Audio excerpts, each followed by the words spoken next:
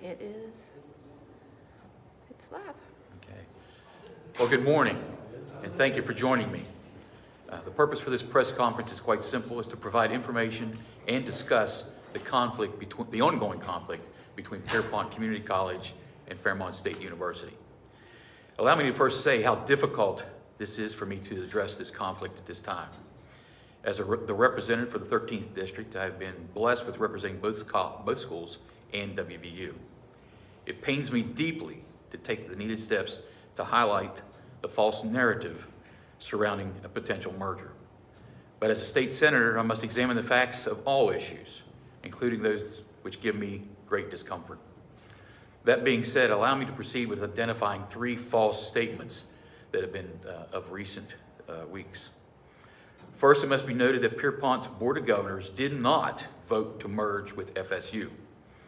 The video recorded motion was as follows: to move forward with a strategic partnership potentially between Pierpont and Fairmont State University, to look at opportunities from an operational perspective, to see where they may lead for the greater good of both organizations. Again, no mention of a merger, no joint letter has been signed between the two institutions. Second, while not a requirement before legislation is passed, the Higher Learning Commission does dictate which schools will receive accreditation. Failure to provide the HLC with all the necessary documentation will result in a minimum of a probation period or a loss of accreditation. To date, neither institution has submitted plans or financial records in accordance with the HLC's change of governance procedures. Third, Pierpont Community and Technical College is, in fact, in good financial standing, with 180 days of cash on hand reserves. I should also point out that Pierpont ranks #1 among West Virginia community colleges with regards to economic impact to their region, providing nearly $34 million. The Pierpont administration has chosen to adhere to the legislation which stipulates a physical separation of the institutions moving forward and honoring the MOU signed last year declaring independence. Unfortunately, the Board of Governors of Pierpont has chosen to table actions stipulated in the MOU.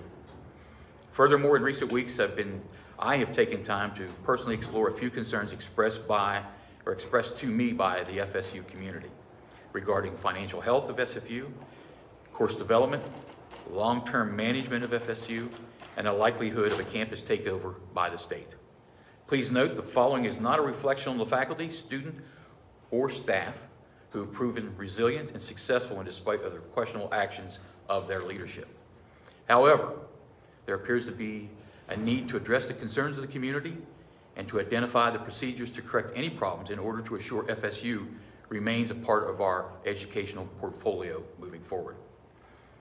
As such, in an attempt to answer many of these unanswered questions, I'm giving directions to the Auditor's Office, the West Virginia HEPC, and the Office of Special Investigations to work collaboratively to begin a full forensic audit and investigation into the operating actions of Fairmont State University beginning immediately. In the remaining portion of this press release, there are actually 12 objects to meet within the audit and the investigation, and I'll just touch base on a couple of those. You can reach out to me later with the final letter that goes down to the auditor, and we will get you a copy of that. Number one, we need to find out why Fairmont State has, since almost day one, received an additional $4 million in our budget for, well, basically for the reason that Pierpont's leaving the campus. As we know, Pierpont still remains on campus as of today. So they have been receiving an additional $4 million as an exit fee, so to speak. And it'd be nice to know what they're doing with those monies, being that Pierpont's still on the campus. It's my opinion that they should not have been receiving that extra appropriation. We also want to know what the cash on hand is for FSU, not including the foundation. Those are two separate issues. We want to find out about the bond payment history, leasing agreements of the two institutions beginning in, December 31st, 2011 to the current time. We want an investigation of all refinancing of bills, residence issues, occupancy, and such.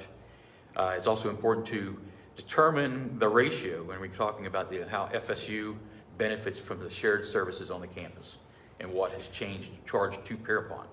And when I say the ratio, we're talking about how many students are actually using a facility compared to Fairmont State, and who's carrying the lion's share of the expense of operating this, for use an example, as the library there. We also want to know the justification of an MOU exit fee, which was signed at this time last year, of $1.5 million, is to be paid every year by Pierpoint to Fairmont State. Why is it there? Why is it necessary? Also, we want a comprehensive list of all state supplemental and capital projects financial awards to FSU from 2010 again through 2021. There are other issues in this, and like I said, it'll be a more complete letter that goes to the auditor's office, the ATPC, and special investigations. But that's more or less the end of my comments. We'll stop there. What we'll have is, once this is completed, the findings will be of this investigation will be shared with the Higher Learning Commission, the legislature, Fairmont State Administration, and FSU Board of Governors. This concludes my statement, and if you have questions, I'm happy to address those. Pardon me? Just tell them to put them in the chat. I'm sorry, you can put those in the chat section of the audio, video. Okay, David Kirk says, some contacts on the House side have said there have been inklings of legislative movement on the Senate side. Do you have any insight on that? It's my understanding later this week there's supposed to be a piece of legislation introduced. As of date, I have not seen anything.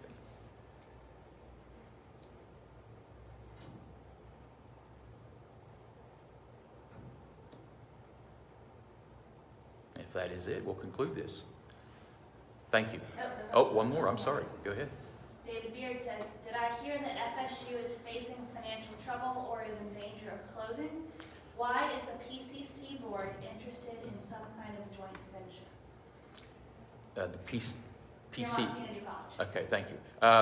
I'm trying to address those questions in regards to closure and financial stability of the campus. That's why we're requesting the audit and the investigation.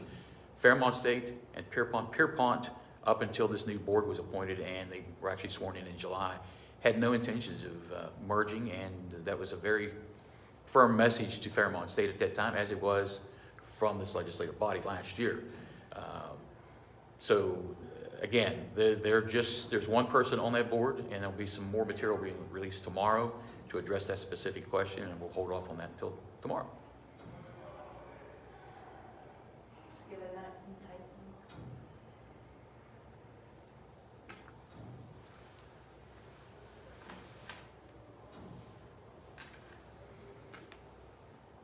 This is Ryan with the Gazette Mail. Can you hear me? Oh, someone has unmuted. Hey, this is Ryan with the Gazette Mail. Ask them to put it in the chat. We can't hear. You know where the president was Hey, Ryan, let me interrupt you there. We can't hear you on the voice. If you could put that in chat, we'd appreciate it.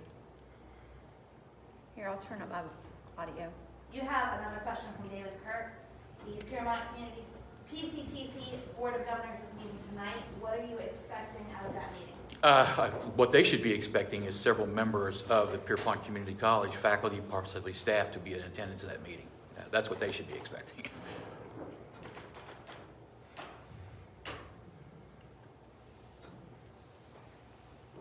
Hey, David, if you still have a question, I think we might be able to hear you now.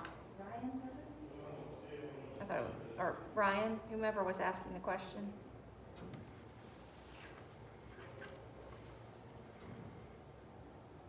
Ryan said, sorry, have you heard where the Pierpont president stands on this? He is in a current situation where there's a gag order on all the VPs and the president. They're not allowed to speak at all, not to me, not the legislature. And they've actually been threatened with termination of employment based on insubordination.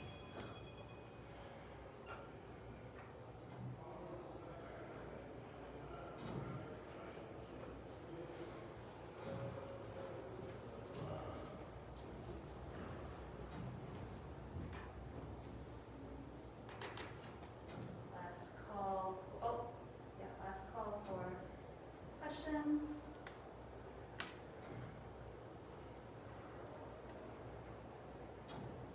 Sorry, can you hear me now? I'm having trouble typing on my phone here. Yes, we can. Go ahead. This is Ryan again. Do you know whether the governor is pushing this, or have you said this before? Do you know whether Well, I have, He appointed all these new Pierpoint board members. well, I can't answer why he appointed all the Harrison County board members, but let me just say this, that the governor's people have been in the room when 2 meetings occurred here on campus, and although they didn't elaborate or offer anything to the conversation, they were present.